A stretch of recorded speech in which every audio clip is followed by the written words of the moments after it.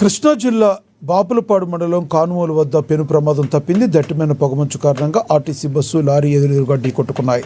ఈ ఘటనలో 10 మందికి పైగా ప్రయాణికులు గాయపడ్డారు. ప్రమాద సమయంలో బస్సులో సుమారుగా 30 మంది ప్రయాణికులు ఉన్నట్లుగా సమాచారం.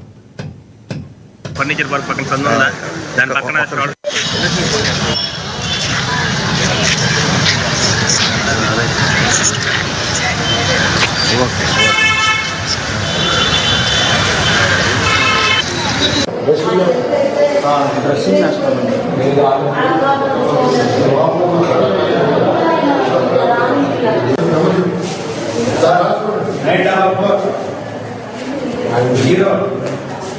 మేము అది ఉయ్యూరు డిపో బస్ అండి. మేము కాటూరులో ఎక్కాము. కానుమూలు పెట్రోల్ బంక్ దగ్గర రాగానే ఆర్టీసీ డ్రైవర్ వెళ్ళి క్రాస్ అయిపోయి దాన్ని గుద్దేశాడు.